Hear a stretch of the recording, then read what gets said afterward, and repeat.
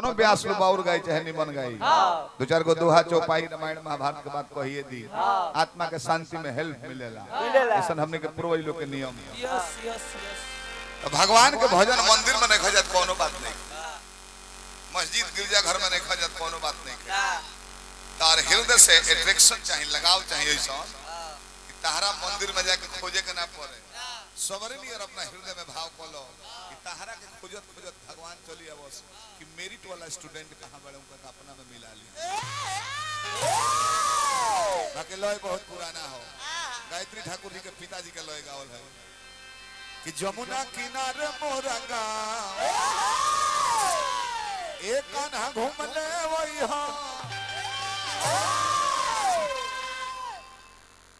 पवन सिंह ताजा कदल है ना कल बुझल कि नए गीत आइल बा कि कच कच मारो तारुआ यार फरा कोनो बात ना पड़ोसी के असर पड़ता पड़ोसी के असर पड़ता तो रूम रूम में बसल बाणे दुख तमाम हरि है बाकी वो खूबी बात सुदर्शन भाई और नाच देखी ले तो हमारे हृदय में सुकून मिलेगा देखने चाहते नहीं भगवान के लीला अपरंपार और वो घर में मोटरसाइकिल हुई बोलेरो हुई लोहा के पैरिंग बाउंगा तो वो बदले के पड़ता ग्रीसिंग करावे पड़ता अभ्यास को 50-50 वर्ष के हो जाता तब ले नाचते रह जाता भाई जाने ये लोग की ग्रीसिंग कौना गैरेज में होता हमरा हाँ भाई कोनो चिकन चीज खाए कोई तबे न कमर में जाई कैल्शियम कैल्शियम तो रूम रूम में बसल बाणे राम दुख तमाम हरि है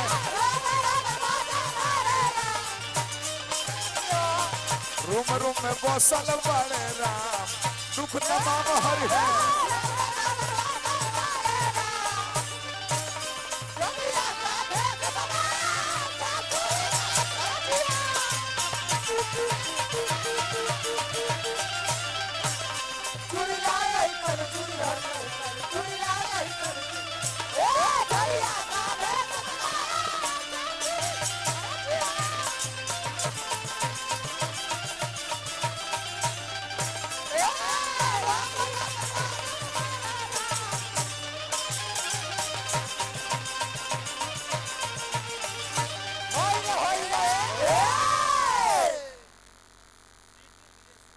सीटू भाई बानी बीएसएफ के जवान बानी बॉर्डर सिक्योरिटी फोर्स देश के रक्षा करतन लोग राउर पांचों सहाय जल तब बुझाला कि प्रधान जी के 5000 बा कैसे जी ऐसे कि सब नौकरी में आमदनी बा ऊपरवार वार्ड में मुखिया में बंद बीडीसी में आई बीएसएफ के नौकरी ऐसा ना 24 घंटा टेंशन में रहे के बा परिवार ऐसी में सुधरता अपने कहने ड्यूटी पर जाता तबो एक पैसा ऊपरवार ना यही से फौजी जवान लोग के लोग इज्जत के दृष्टि से देखेला पुलिस वाला भाई के होई त कैसे आई मो पुलिस लोग के ना कुछ का है ऐसे क्यों लोग का ले का 12 बजे सुतलो बड़ा 2 बजे से बैरिया चौक पर मोटरसाइकिल के हेलमेट चेक कर लगा उतने देर में काम हो जाता काहे को नहीं हो दर्शन देखई है अबरी रहिया खोजेली सबरी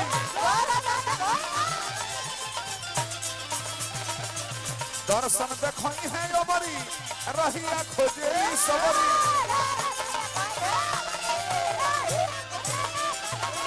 रहिया निहरली सुबह शाम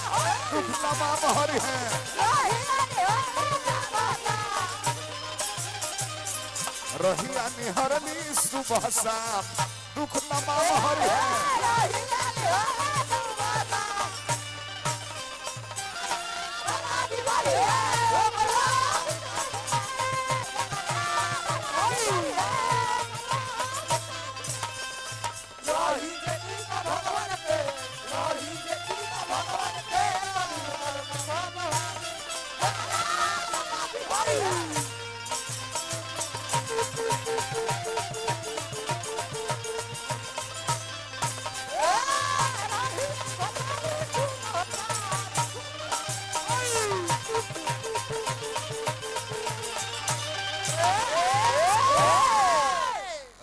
बरसात कहने लो हमरा गार्जियन उमाशंकर यादव जी लघु जल संसाधन बलिया जमुई जमुई हुआ के नाम खबा भैया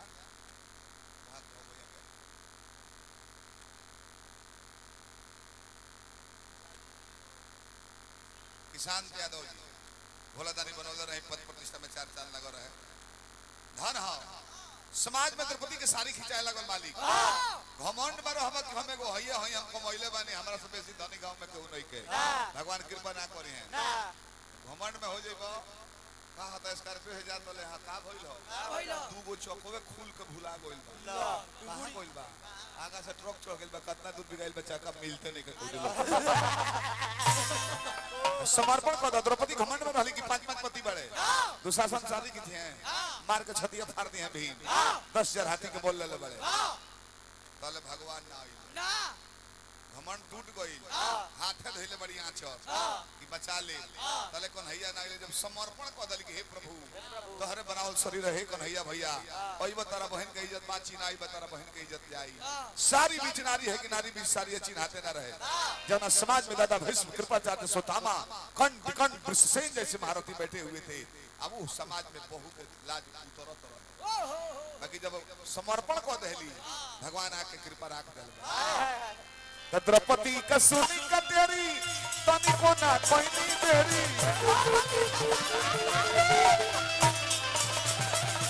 द्रौपदी का सुनी का तेरी तनी को ना कोई नहीं तेरी सरिया बढ़ानी खुलया दुख तमाम हरी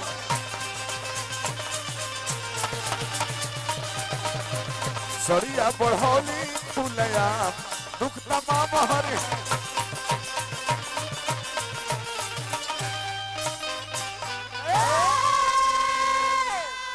बोलो तो तने घेरते मत तू और सरवन पाए फैला तो ऐसे ऐसे बजाव हो जाए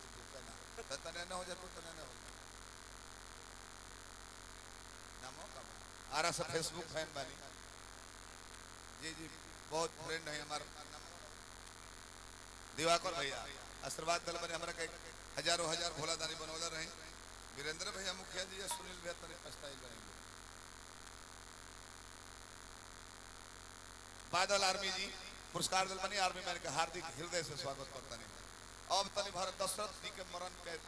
सटले से चले के ना तो बहुत व्यास लो होता श्राद्ध में गावे खाती मरणोपरांत मोबाइल पड़े और लो लागो तक कारण है कि काहे मोले का भई रहे कि मोले उना राम राम राम कही राम राम कही राम तनु परिहर रघुबर में जाओ और राव गए सुरधाम 6 बार राम राम कह के आ दशरथ जी प्राण त्याग देले देखी संयोग कोई सरदा हम नहीं घरे गार्जियन लोग मुंह तो बेटा के मुंह आके दे तल्ला से एको दिन बस सियावल नहीं खा जा परदेशों वाले तो आ जाता है फ्लाइट से चल जाता है लेकिन जेकर लइका भगवान राम 4 रूप में 4 वंश के अवतार आ वो राजा दशरथ के लाश नाव में तेल भरवा के आ 14 दिन बसवावल गई वो बसियावला का मतलब का रहे कि 2 गो बेटा वनवास में आ 2 गो बेटा कई देश में तो जहाज तो रहे ना तीव्रगामी रथ 7 दिन जाए में लगो 7 दिन लौटे में 14 दिन बसियावल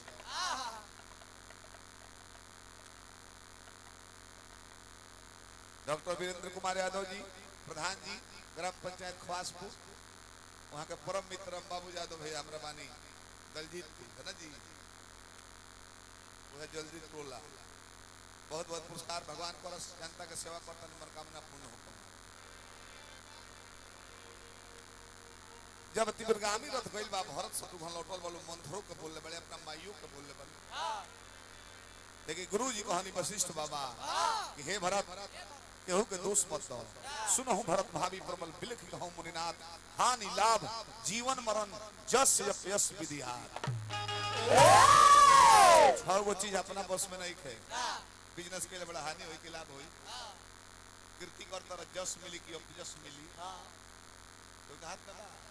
जीवन तारा जीवन रही कि मरण हो जाई केहू के हाथ में 6 गो विधि के हाथ में कहले कि गुरुजी माई हमारा वैसन बनरस वरदान ओकर जीभ बल के गिरना गेल पिलुआ ना पड़त वशिष्ठ बाबा कहने के केहू के दोष मत कौन है लहरी बाबा कि मनवा के छोड़ बाबू फिकिरिया बाबूजी का हो भरत बाबूजी का कौन बाबू काम क्रिया बाबूजी का हो बाबूजी का कौन बाबू काम क्रिया बाबूजी का हो क्या करा का दोस्त देता कुछ ना बिगोड़ा ली तहार महतारी तो कुछ ना बिगोड़ा ली तहार महतारी कुछ ना बिगोड़ा ली तहार महतारी ये जाके हो जानत रहे ईश्वर बाबा के को बजे मरी है भैया मरे जानत रहे कुछ ना बिगोड़ा ली तहार महतारी अटारना से टोरना हो खेले हो निहारी तरला से टोरना हो खेले हो निहारी साज मंद को हटानी खाई क्रिया बाबूजी का हो अब बाबूजी का कौन बाबू काम क्रिया बाबूजी का हो बाबूजी का कौन बाबू काम क्रिया बाबूजी का हो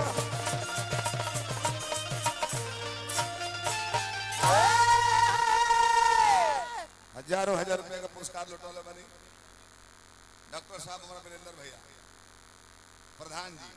भोलादानी बनौले रही पद प्रतिष्ठा में 4 चांद लगो रहे एगो यहाँ कैसे बनी प्रधान बनी डॉक्टर बनी हमारा भारत के कैसा नियम बा 7-8 पढ़ा लिखा लोग प्रधानमंत्री हो जाता है बादल आर्मी जी भैया फिर पुरस्कार एक सर बदल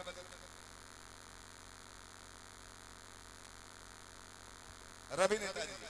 मुखिया पद के प्रत्याशी बने पुरस्कार प्रणाम जी पहले राजपाट देखो बिना राजा का राज उदास हो जाला पहले राजपाट देखी और सब बात मान ले बानी